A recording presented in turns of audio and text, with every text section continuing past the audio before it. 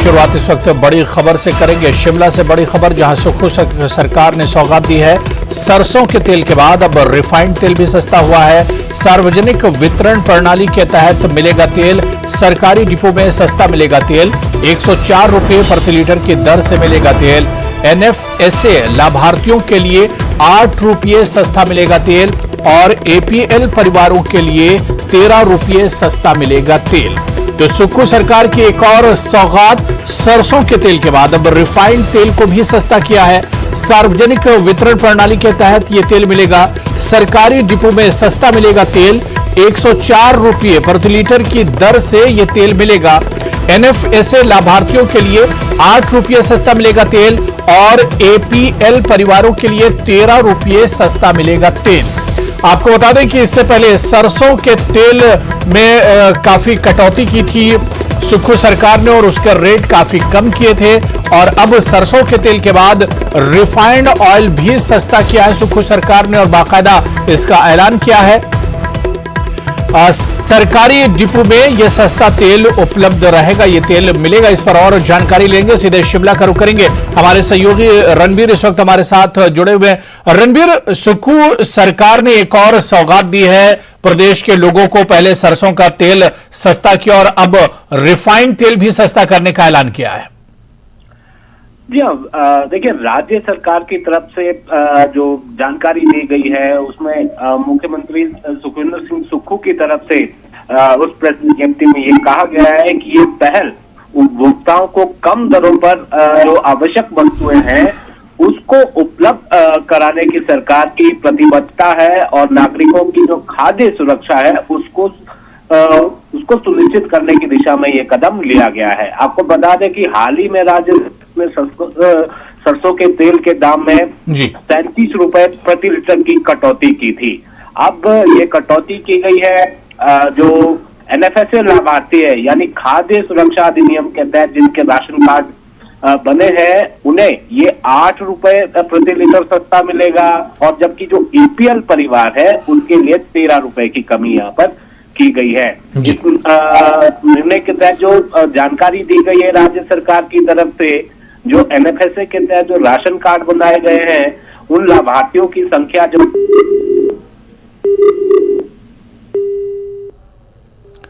तो रणबीर की आवाज हम तक नहीं आ रही से, उनसे दोबारा कोशिश करेंगे जुड़ने की। लेकिन इस वक्त हम आपको बता दें, जिस तरह से हमारे सहयोगी रणबीर भी बता रहे थे कि सुक्खू सरकार के प्रदेशवासियों के लिए एक बड़ी सौगात है। इससे पहले सरसों के तेल में 37 रुपये की कटौती की गई थी। 37 रुपये प्रति लीटर सरसों का तेल सस्ता किया गया था और अब रिफाइंड ऑयल भी सस्ता किया है और इस तरह से सरकारी डिपो में यह सस्ता तेल मिलेगा।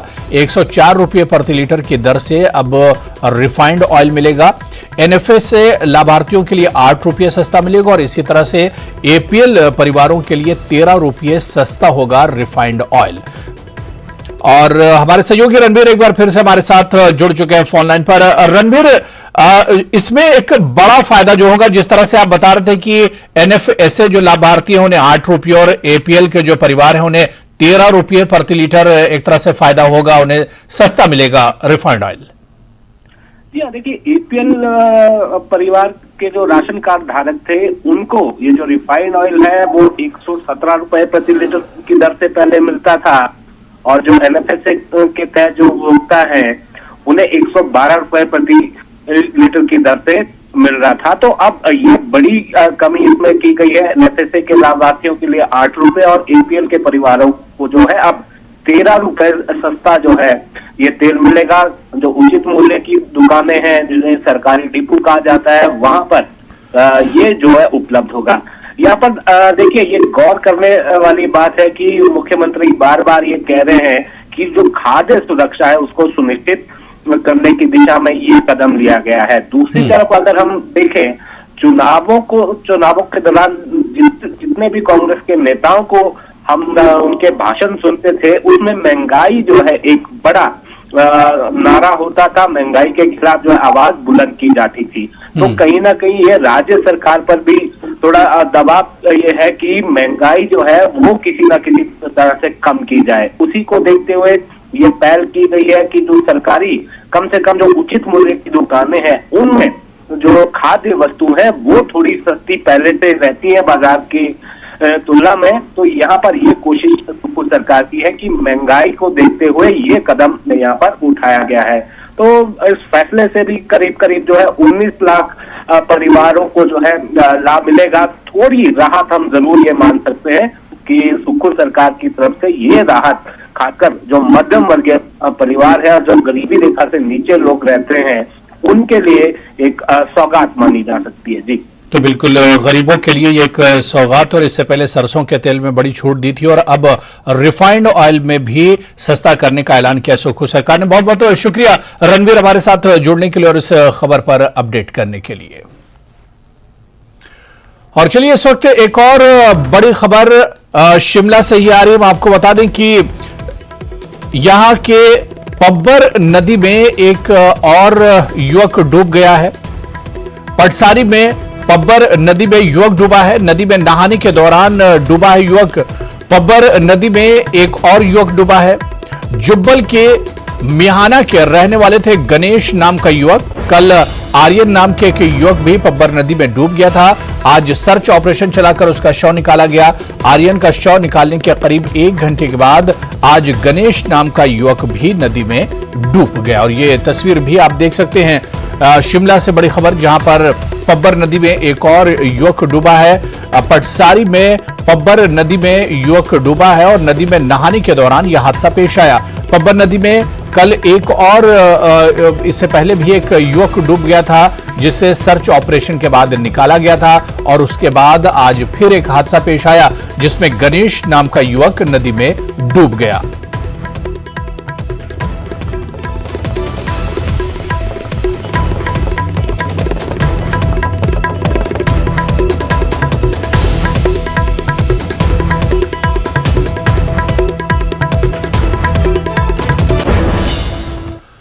चलिए आगे बढ़ेंगे। प्रदेश भर में जिला परिषद के कर्मचारी और पंचायत सचिव एक दिन के सामूहिक अवकाश पर रहे। कर्मचारियों ने काम धाम बंद कर प्रखंड मुख्यालय पर प्रदर्शन किया। जिला परिषद के कर्मचारियों की मांग है कि उनका विलय पंचायती राज और ग्रामीण विकास विभाग में किया जाएगा। इसे लेकर सभी प्रखंड मुख्यालयों में बीडीओ को ज्ञापन सौंपकर सरकार को यह अल्टीमेटम दिया गया है कि अगर 15 दिनों में उनके विलय का फैसला नहीं हुआ तो सभी कर्मचारी अनिश्चितकालीन हड़ताल पर चले जाएंगे। और 4 तस्वीरें आपके टीवी स्क्रीन पर। जगह जगह आज यह विरोध प्रदर्शन किया गया, जिसमें हमीरपुर, नूरपुर, सोलन और नालागढ़ में पंचायती राज विभाग में विलय की मांग को लेकर यह प्रदर्शन किया गया। जिला परिषद कर्मचारियों का यह प्रदर्शन था और इनकी मांग है कि प्रदेश भर में जिला परिषद के कर्मचारी और पंचायत सचिव एक दिन के सामूहिक अवकाश पर रहे। कर्मचारियों ने काम धाम बंद कर हर प्रखंड मुख्यालय पर प्रदर्शन किया। जिला परिषद के कर्मचारियों की मांग है कि उनका विलय पंचायती राज और ग्रामीण विकास विभाग में किया जाए और इसे लेकर सभी प्रखंड मुख्यालयों में बीडीओ को ज्ञापन सौंपकर सरकार को यह अल्टीमेटम दिया गया है कि अगर 15 दिन में उनके विलय का फैसला नहीं हुआ तो सभी कर्मचारी अनिश्चितकालीन हड़ताल पर चले जाएंगे।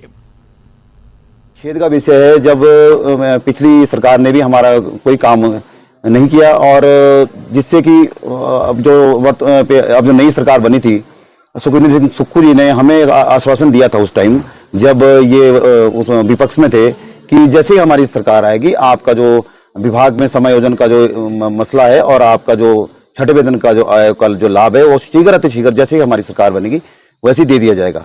लेकिन बड़े दुख के साथ हमें आज इस मुकाम पे हमें हमारी जो एसोसिएशन है उसको आना पड़ा कि हमें आज फिर सामूहिक अवकाश पे आना पड़ रहा है, क्योंकि हमें ना तो छठे वेतन आयोग का लाभ दिया जा रहा है, ना ही हमें कोई विभाग में समायोजित करने के लिए कोई भी सरकार की तरफ से कोई पहल की जा रही है। ऊना के सेंसवाल में मेरा बूथ सबसे मजबूत अभियान के तहत कार्यक्रम का आयोजन किया गया, जहां पीएम नरेंद्र मोदी का लाइव संबोधन दिखाया गया, जिसमें पीएम ने भाजपा कार्यकर्ताओं को आने वाले समय में एकजुट होकर काम करने के साथ साथ भाजपा कार्यकर्ताओं से आम जन के साथ संपर्क बनाने का आह्वान किया। इस मौके पर अनुराग ठाकुर ने कहा कि प्रधानमंत्री नरेंद्र मोदी के नेतृत्व में भाजपा शानदार काम कर रही है और वर्ष 2024 के लोकसभा चुनाव के लिए यही भाजपा की जीत का आधार भी बनेगा। इसके अलावा विपक्षी दलों को निशाने पर लेते हुए केंद्रीय मंत्री ने कहा कि विपक्ष की एकता महज एक दिखावा है। देश इनकी तरफ देखता है तो एक ऐसे भ्रष्ट चेहरों की 15 लोग नजर आते थे अलग अलग राजनीतिक दलों के, तो उसमें कुछ नजर नहीं आता है। न इनके पास नेता है, न नीति है, और नीयत में भी खोट है, और भ्रष्टाचार से दामन खराब है। कि बूथ पर सेवा भाव के साथ काम करना है, लोगों की समस्याओं का समाधान करना है। हमें ऐसे ऐसे कार्य जमीन पर करने चाहिए पोलिंग बूथ पर, जहां पर लोग हमसे और जुड़ सकें। अन्य योजनाओं के बारे में भी कैसे जुड़ा जा सकता है, ये प्रधानमंत्री जी ने बताया, और कैसे सेवा भाव के साथ संगठन को मजबूत करना, ये प्रधान सेवक ही बता सकता है, ये कोई और नहीं। और मोदी जी ने प्रधान सेवक के रूप में ही देश की सेवा की है, इसीलिए गरीब कल्याण के कार्य तेजी के साथ हमारी सरकार में हुए। उधर नाहन में बीजेपी प्रदेश अध्यक्ष डॉक्टर राजीव बिंदल ने मेरा बूथ सबसे मजबूत अभियान के तहत पार्टी कार्यकर्ताओं के साथ प्रधानमंत्री का संबोधन सुना। इस दौरान बीजेपी प्रदेश अध्यक्ष ने कहा कि बीजेपी की ओर से देश भर में पार्टी के बूथ को मजबूत करने का शानदार काम किया जा रहा है। उन्होंने कहा कि भारतीय जनता पार्टी देश की एकमात्र ऐसी पार्टी है जहां कार्यकर्ताओं का सम्मान होता है और खुद पीएम कार्यकर्ताओं से सीधा संवाद करते हैं। उन्होंने कहा कि पार्टी का कार्यकर्ता पार्टी की विचारधारा है और बीजेपी पार्टी कार्यकर्ता आधारित पार्टी है।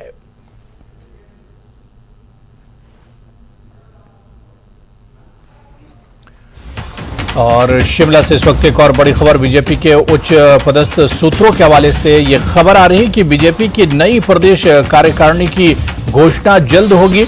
अंतिम मंजूरी के लिए बीजेपी हाईकमान के पास भेजी गई है सूची। बीजेपी अध्यक्ष डॉक्टर राजीव बिंदल ने प्रदेश में चर्चा के बाद यह सूची भेजी है। कभी भी हो सकती है नई कार्यकारिणी की घोषणा। वर्तमान कार्यकारिणी में बड़े फेरबदल की भी संभावना जताई जा रही है। और चलिए इस पर और बातचीत करेंगे हमारे सहयोगी राजेंद्र इस वक्त हमारे साथ जुड़े हुए। राजेंद्र, कहा जा रहा है कि बीजेपी का एक नया चेहरा तो सामने आया था। बीजेपी ने प्रदेश अध्यक्ष तो चुन लिया था, लेकिन प्रदेश अध्यक्ष की जो अपनी एक कमेटी है उसके साथ तो जो कार्यकारिणी उसकी होगी उसका गठन अभी तक नहीं हुआ है। लेकिन अब सूत्रों के हवाले से बड़ी खबर निकल के आ रही है कि एक रूप इसे दिया गया और किसी वक्त भी हाईकमान से चर्चा करने के बाद बीजेपी की जो कार्यकारिणी है उसका ऐलान किया जा सकता है। क्या कुछ खबर मिल रही है? बिल्कुल अबू, कभी भी भाजपा की नई प्रदेश कार्यकारिणी का ऐलान हो सकता है। और प्रदेश भाजपा ने डिस्कस करने के बाद अब जो लिस्ट है वो हाईकमान को भेज दी गई है और उम्मीद है कि भाजपा के राष्ट्रीय अध्यक्ष जेपी नड्डा कभी भी अप्रूवल देकर अब नई कार्यकारिणी की घोषणा कर सकते हैं। अंतिम मंजूरी हाईकमान के लिए गई है लिस्ट, और जैसे ही लिस्ट आती है तो इस हफ्ते या फिर अधिक से अधिक अगले सप्ताह तक नई कार्यकारिणी की घोषणा हो सकती है। अटकलें लगाई जा रही थी पहले, लेकिन कल एक बड़ी बैठक भाजपा की हुई। बड़े पदाधिकारियों की, प्रदेश के जो बड़े सभी आला पदाधिकारी थे वो इस बैठक में मौजूद थे और उसमें कई इश्यूज को डिस्कस किया गया, लेकिन ये इशू भी हल्का फुल्का डिस्कस हुआ है। और अब माना जा रहा है कि भाजपा की नई लिस्ट, नई प्रदेश कार्यकारिणी कभी भी घोषित हो सकती है और बड़े सरप्राइजिंग नाम इस लिस्ट में हो सकते हैं। क्योंकि जैसे ही भाजपा लगातार चुनाव हार रही थी, उसके बाद से भाजपा प्रदेशाध्यक्ष को हटाया गया। जब विधानसभा चुनाव भाजपा ने हारे, उससे पहले नगर निगम चुनाव हुए, उपचुनाव हुए, तमाम चुनावों को हारने के बाद जो सांसद वर्तमान में है शिमला संसदीय क्षेत्र से सुरेश कश्यप, उनको हटाया गया। फिर राजीव बिंदल प्रदेश अध्यक्ष बने और अब राजीव बिंदल की नई टीम होगी और इस टीम में अधिकांश चेहरे डॉक्टर राजीव बिंदल की सहमति से ही अंदर आने वाले हैं, या फिर उनकी चॉइस के हम कह सकते हैं, क्योंकि बदलाव बड़े स्तर पर होगा। चाहे वो प्रदेश महामंत्रियों की बात हो, प्रदेश उपाध्यक्षों की बात हो या प्रदेश सचिवों की बात हो, तमाम चेहरों के बदलने की उम्मीद है। इसके अलावा मोर्चे, विभिन्न मोर्चे भाजपा के हैं और इन सभी मोर्चों के अध्यक्षों के बदलने की भी चर्चा है। तो ऐसे में बड़ा बदलाव हम देख सकते हैं भाजपा की जो प्रदेश कार्यकारिणी है उसमें होने वाला है।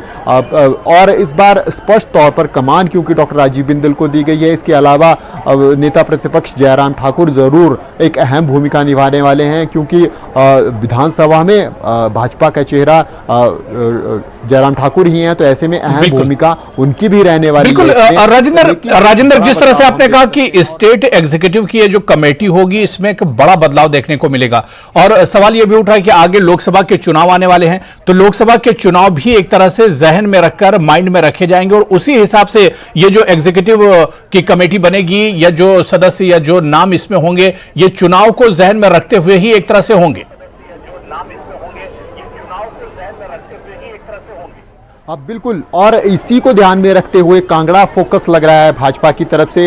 अभी हाल ही में 2 दिन पहले विपिन सिंह परमार, जो पूर्व में स्वास्थ्य मंत्री रहे हैं, विधानसभा अध्यक्ष रहे हैं, उनकी डायरेक्ट एंट्री कोर कमेटी में होती है, कोर ग्रुप में उनको शामिल किया जाता है। उससे पहले जो हाल ही में कांग्रेस से भाजपा में आए हैं, हर्ष महाजन चंबा से नेता हैं, लंबे समय तक कांग्रेस की राजनीति उन्होंने चलाई, वो भाजपा में आए और 6 महीने के अंदर ही उनको भी कोर ग्रुप में शामिल कर लिया गया। बहुत कम ऐसा देखा गया है कि भाजपा में कोई दूसरे राजनीतिक दल का नेता आता है और उसको 6 महीने के अंदर ही सीधे कोर ग्रुप में पहुंचा दिया जाता है। तो ये भी एक सरप्राइजिंग था। तो इस प्रकार के कई सरप्राइजिंग एलिमेंट अभी और भी आ सकते हैं। जिस प्रकार से भाजपा फोकस कर रही है 2024 के चुनावों को, उसके मद्देनजर ये टीम भी बनने वाली है भाजपा की और कई बदलाव भी आप देखने की उम्मीद है। और उसी को देखते हुए लग रहा है कि जो पुरानी कार्यकारिणी है उसमें बड़ा फेरबदल अब हो सकता है। तो बड़ी हलचल ये हम कह सकते हैं भाजपा के अंदर ये होने वाली है और बहुत जल्द ये हलचल होने वाली है। जिस प्रकार से हिमाचल से लिस्ट भेज दी गई है,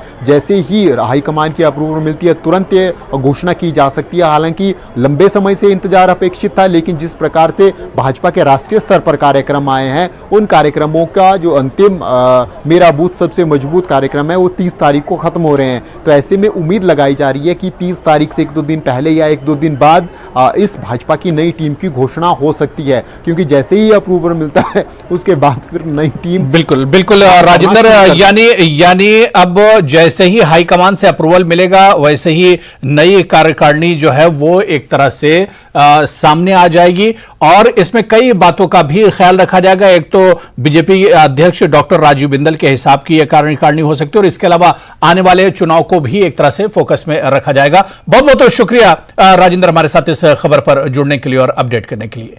चलिए यहां पर फिलहाल रुकेंगे छोटे से ब्रेक के लिए। चलिए ब्रेक के बाद आगे बढ़ेंगे। जैसा कि हमने आपको बताया था कि बीजेपी की कार्यकारिणी में फेरबदल हो सकता है और इस पर जल्दी ही कोई बड़ी खबर आ सकती है। इस बीच आगे बढ़ेंगे। अमेरिकी सेब वॉशिंगटन एप्पल पर केंद्र सरकार के फैसले से हिमाचल से लेकर जम्मू कश्मीर तक के सेब किसान लाल हो रहे हैं, क्योंकि सरकार ने वॉशिंगटन एप्पल पर आयात शुल्क 70% से घटाकर 50% करने का फैसला किया है। बागवानों के साथ साथ कांग्रेस भी फैसले को स्थानीय सेब किसानों के साथ धोखा बताकर विरोध कर रही है।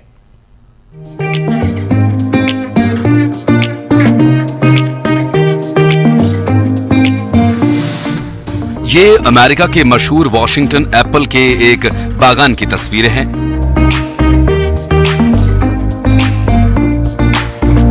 यहाँ के बागानों को पीएम मोदी के हालिया अमेरिका के दौरे से एक सौगात मिली है, लेकिन उससे हिमाचल, कश्मीर और उत्तराखंड के बागबान परेशान हो उठे हैं। आदरणीय प्रधानमंत्री महोदय के अमेरिकन दौरे के दौरान जो सेब पर आयात शुल्क 70% से 50% किया गया, वो जो है दुर्भाग्यपूर्ण है। वॉशिंगटन एप्पल के ऊपर आयात शुल्क घटाना।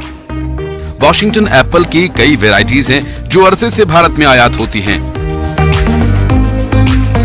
लेकिन साल 2018 में जब अमेरिका ने अपने यहां भारत के स्टील और एल्यूमिनियम पर आयात शुल्क बढ़ाया, तो उसके जवाब में भारत में वॉशिंगटन एप्पल सहित अमेरिका से आयात होने वाले 28 वस्तुओं पर 20% रिटेलिएटरी टैरिफ लगा दिया, जिससे वॉशिंगटन एप्पल पर आयात शुल्क बढ़कर 50% से 70% हो गया और भारत में अमेरिकी सेबों के आयात में भारी गिरावट आई थी। मगर पीएम मोदी ने अमेरिका के हालिया राजकीय दौरे के दौरान उन वस्तुओं पर लगाए गए 20% रिटेलिएटरी टैरिफ वापस लेने का फैसला किया, जिससे वॉशिंगटन एप्पल पर आयात शुल्क घटकर फिर से 70 से 50% हो जाएगा, जिसका लाभ अमेरिका को तो होगा ही, लेकिन बाजार में नुकसान भारतीय सेब उत्पादकों को होगा।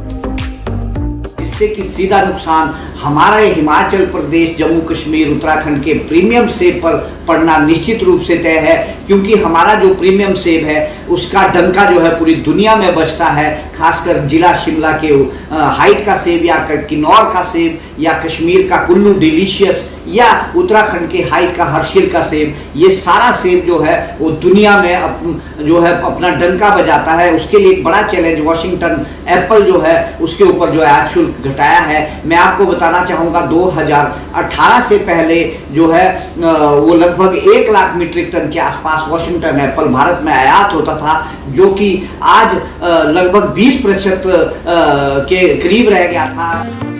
स्थानीय सेब बागवान अरसे से विदेश में सेबों पर 100% आयात शुल्क लगाने की मांग करते आ रहे हैं, ताकि बाजार में उन्हें सस्ते विदेशी सेबों से मुकाबला न करना पड़े। उसी मांग पर कुछ समय पहले केंद्र सरकार ने ये फैसला लिया कि विदेशों से 50 रुपए प्रति किलो से कम के भाव वाले सेब आयात नहीं होंगे। तब भी बागवानों आयात शुल्क 100% करने की मांग उठाई थी, और अब केंद्र सरकार के फैसले को बागवानों के साथ धोखा बताया जा रहा है। और लड़ाई क्या लड़ रहे हैं लोग? प्रदेश के जो बागवान हैं वो 100% की लड़ाई लड़ रहे थे कि हमारा जो है आप इंपोर्ट ड्यूटी अगर बढ़ाएंगे तब जाके जो है हिमाचल का या जम्मू कश्मीर का जो सेब है वो मार्केट में compete कर पाएगा। तो आपकी कमिटमेंट थी, आप अपनी कमिटमेंट से पीछे हटे हैं। तो ये इसके लिए मुझे लगता है कि जो प्रदेश के बागवान हैं, इनकी जो हमारी और संस्थाएं हैं, वो सब मिलकर इसके लिए लड़ाई लड़ेंगे, और सरकार भी इसको बार बार टेकअप कर रही है कि आप जो है 100% को इसको करें। तो ये अपने आप में एक वायदा खिलाफी है प्रधानमंत्री जी की, कि प्रॉमिस करने के बाद आपने किया क्या कि उल्टा जो है वाशिंगटन एप्पल पे 20% इम्पोर्ट ड्यूटी कम कर दी। सवाल यह है कि क्या सरकार फिर से बागबानों को लेकर आयात शुल्क और विदेशी सेबों के न्यूनतम मूल्य को लेकर कोई फैसला लेगी, जिससे स्थानीय बागबानों को राहत मिल सके। रणबीर सिंह, न्यूज़ 18 शिमला। चलिए आगे बढ़ेंगे। किन्नौर में पेंशनर्स कल्याण सिंह की ओर से आम बैठक का आयोजन किया गया। यहां बैठक अध्यक्ष मोहन सिंह नेगी की अध्यक्षता में रिकोंग पीओ के बचत भवन में हुई। इस दौरान पेंशन भोगियों के सामने आ रही परेशानियों और दिक्कतों के बारे में विचार विमर्श किया गया, और जो लोग पेंशन लेने में परेशानियां उठा रहे हैं उन्होंने अपनी समस्याएं संघ और प्रदेश पेंशनर्स कल्याण संघ अध्यक्ष के समक्ष रखी। पेंशनर की 3 कैटेगरी हो गई है।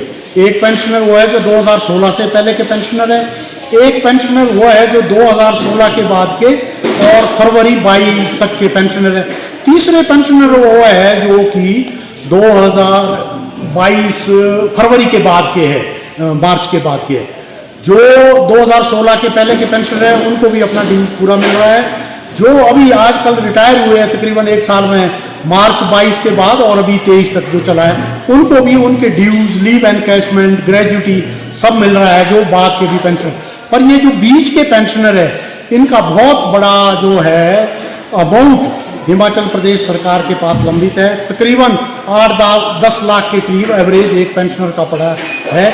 माननीय मुख्यमंत्री महोदय से हम ये अनुरोध करते हैं कि 2016 के बाद के पेंशनर है 45,000 के करीब, इनको जो आपने देना है इनका एक मुश्त दिया जाए। ग्रेजुटी, लीव एनकैशमेंट का डिफरेंस है जो।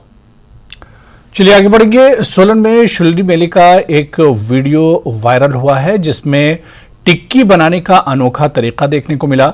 वीडियो में टिक्की में डालने वाले आलू को हाथ से नहीं बल्कि पैरों से धोया जा रहा था। युवक पतीले में आलू डालकर उसमें खड़ा हो गया था और लगातार पैरों से आलू को जमी मिट्टी को हटाने लगा था। लेकिन इस घटना का किसी ने वीडियो बनाकर सोशल मीडिया पर वायरल कर दिया। ये जानकारी कमिश्नर जफर इकबाल ने मीडिया को दी। जी, हमारे ध्यान में अभी जब मेला खत्म हुआ उसके अगले दिन हमारे ध्यान में एक वीडियो आई थी।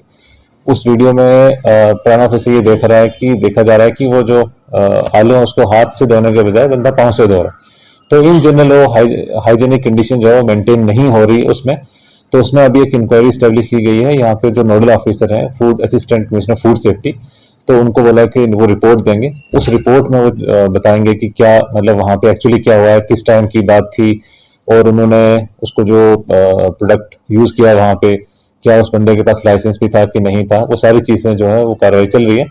जैसे ही वो उसकी रिपोर्ट सबमिट करेंगे तो अगर उसमें ये सब उसमें तो वैसे अनहाइजीनिक कंडीशन का क्लियर हो ही रहा है, तो उसकी जितनी भी सिक्योरिटी जो मनी होता है हम उसको जरूरत करेंगे और उसके साथ ही साथ फूड सेफ्टी एक्ट में एडीसी डिस्ट्रिक्ट के जो होते हैं वो एडमिनिस्ट्रेटिव ऑफिसर होते हैं, तो उनके सामने भी एक केस दर्ज किया जाएगा। तो चलिए इस बुलेटिन में भी फिलहाल इतना ही। नमस्कार।